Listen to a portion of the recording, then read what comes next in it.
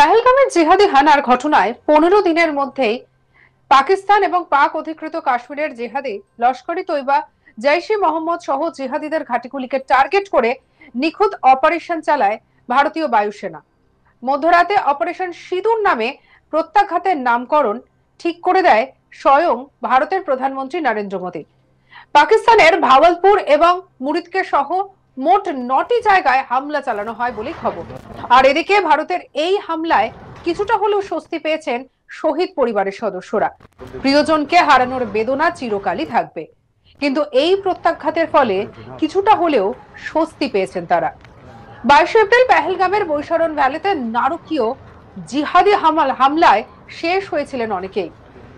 এরকমই একজন নিহতের মেয়ে আশাভরি জগদালে তিনি জানান, এই মিশনের নাম শুনে আমি খুবই কাঁদছিলাম। যেদিন অমিত শাহ শ্রীনগর এসেছিলেন নিহতদের শ্রদ্ধাঞ্জলি জানাতে, সেদিন সব বোনেরা তাকে ঘিরে ধরে বলেছিলেন, আমরা আপনার বোন, ভারতের বোন, আমাদের স্বামীদের ছিনিয়ে নিয়েছে জিহাদিরা। সেই জন্যই সম্ভবত এই মিশনের নাম অপারেশন সিঁদুর রাখা হয়েছে। আমি মোদিজি এবং ভারতীয় সেনাকে ধন্যবাদ জানাতে চাই। এই ঘটনার 15 দিনের মধ্যে এই অপারেশন চালিয়ে উনি আমাদের ন্যায় পাইয়ে দিয়েছেন। কি বলেছেন আশাভরি জগদালি, শুনবো। तो मिशन का नाम सुन के हम लोगों को बहुत मैं तो बहुत रो रही थी सुन के, क्योंकि मुझे याद है जिस दिन अमित शाह जी आए थे श्रीनगर, जो लोग वीर मरण जिनको प्राप्त हुआ उनको श्रद्धांजलि देने के लिए, उस दिन सब बहनें उनको बोल रही थी कि हम भारत की बहनें हैं, हम आपकी बहनें, और हम लोगों से हमारे पतियों को छीन लिया है। तो मुझे लगता है शायद उसी वजह से ये ऑपरेशन का नाम सिंदूर रखा गया होगा। आज सच में दी गई एक श्रद्धांजलि है जो भारत ने एयर स्ट्राइक करके की है। मोदी जी को मैं बस तहे दिल से थैंक यू बोलना चाहती हूँ कि 15 दिनों के अंदर अंदर उन्होंने हमारे लोगों को, जो हमारे लोग मरे थे, उनको आज न्याय दिलाया है। পেহেলগামে নিরীহ পর্যটকদের ধর্ম জিজ্ঞাসা করে পরপর জানে শেষ করে দেওয়া হয়। মুহূর্তের মধ্যে মিনি সুইজারল্যান্ড বলে পরিচিত নৈসর্গিক সৌন্দর্য বদলে গিয়েছিল আর্তনাদে।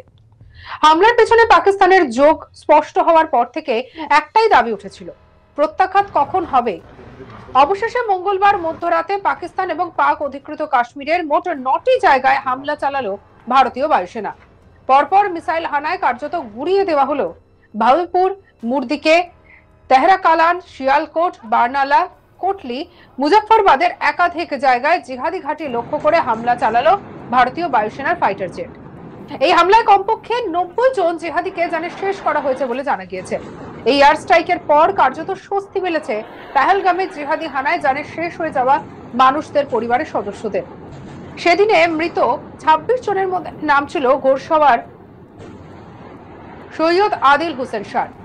এই এয়ার স্ট্রাইকের পর আদিলের ভাই সৈয়দ নৌসাদ হোসেন প্রতিক্রিয়া জানান। তিনি বলেন, ভারতের প্রধানমন্ত্রী নরেন্দ্র মোদী এবং ভারতীয় সেনাকে ধন্যবাদ। কি বলেছেন শুনবো। जो ये मोदी जी ने ये काम किया है, हमारी सेना ने ये काम किया है, हम इनसे बहुत खुश है। आज उन्होंने जो है बदला लिया है और उन्होंने ये जो 26 मासूमों की जान गई थी, इनका बदला लिया है। इसकी वजह से हम बहुत खुश हैं और बहुत शुक्रिया अदा भी करना चाहते हैं मोदी जी का और हमारी सेना का। जो ये मोदी जी ने ये काम किया है, हमारी सेना ने ये काम किया है, हम इनसे बहुत खुश है। आज उन्होंने जो है बदला लिया है और उन्होंने ये जो 26 मासूमों की जान गई थी, इनका बदला लिया है। इसकी वजह से हम बहुत खुश हैं और बहुत शुक्रिया अदा भी करना चाहते हैं मोदी जी का और हमारी सेना का। 22 এপ্রিল মঙ্গলবার সেনার পোশাকে এসে খুশির মুডে থাকা পর্যটকদের উপরে একেবারে এলোপাথারি হামলা চালায় জিহাদিরা। পর্যটকদের ধর্ম জিজ্ঞাসা করে করে একের পর এক পর্যটককে জানে শেষ করে দিচ্ছে জিহাদিরা। সেই সময় ঘটনাস্থলে ছিলেন স্থানীয় যুবক সৈয়দ আদিল হোসেন শাহ। পেহেলগামে ঘুরতে আসা পর্যটকদের ঘোড়ার পিঠে চড়ানোই ছিল আদিলের কাজ, আর এই করেই উপার্জন অর্জন করে সংসার চালাতেন তিনি। পর্যটকদের বাঁচাতে গিয়ে একেবারে বুক চিতিয়ে দাঁড়িয়ে পড়েছিলেন বীরের মতো। জিহাদিদের হাত থেকে কেড়ে নিয়েছিলেন AK-47, আর এরপরেই নিজের জীবনের পরোয়াও করেননি আদিল। এরপর এক জিহাদিদের গুলিতে একেবারে ঝাঁঝরা হয়ে যান তিনি। প্রত্যক্ষদর্শীরা জানান, বাকিদের বাঁচাতে এক সন্ত্রাসীর হাত থেকে গান কেড়ে নিতে গিয়েছিলেন শাহিদ। তারপরেই ঘটে যায় অঘটন। সন্ত্রাসী হামলায় একেবারে শেষ হয়ে যায় আদিল। প্রত্যক্ষদর্শীরা জানান, একজন মহিলা পর্যটককে ওই জিহাদিদের হাত থেকে বাঁচানোর চেষ্টা করেছিলেন আদিল। দৌড়ে গিয়ে সন্ত্রাসীদের হাত থেকে আগ্নেয়াস্ত্র ছিনিয়ে নেওয়ার চেষ্টা করেছিলেন ডাকাবুকো ওই তরুণ। তখনই গুলিতে ঝাঁঝরা হয়ে যান তিনি।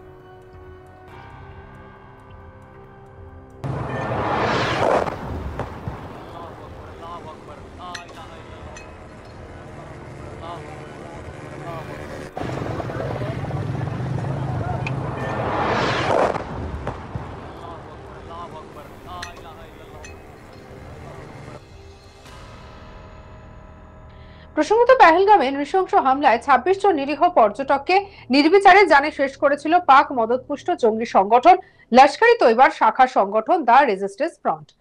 অবশেষে মধ্যরাতে অতর্কিতে পাকিস্তান এবং পাক অধিকৃত কাশ্মীরের জিহাদি ঘাঁটিগুলিকে টার্গেট করে হামলা চালায় ভারতীয় সেনা, যার নামকরণ ছিল অপারেশন সিঁদুর।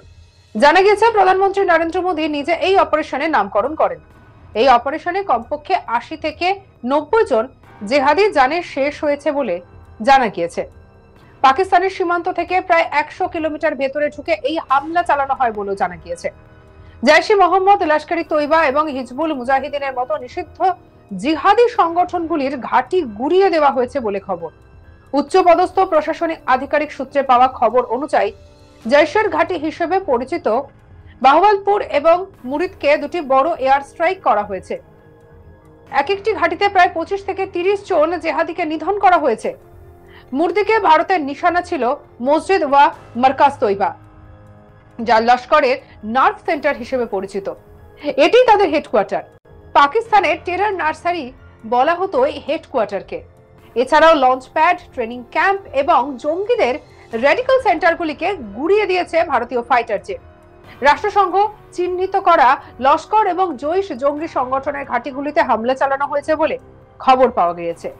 হামলা সম্পন্ন করে ভারতীয় সেনার পক্ষ থেকে এক্স হ্যান্ডেল একটি পোস্ট করে লেখা হয়েছে, জাস্টিস ইজ সার্ভড।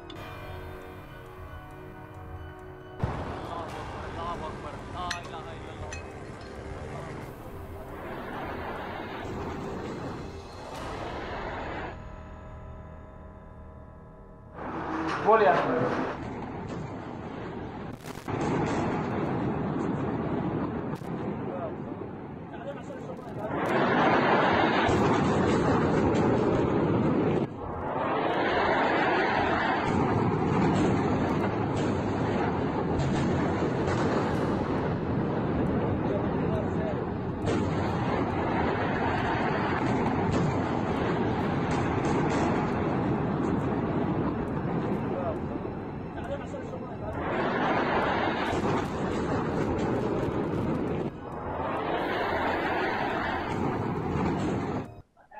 সঙ্গে রাখুন আজ তাক বাংলার ইউটিউব চ্যানেলকে। অন্যান্য খবরের জন্য লাইক, কমেন্ট, শেয়ার, সাবস্ক্রাইব করতে ভুলবেন না।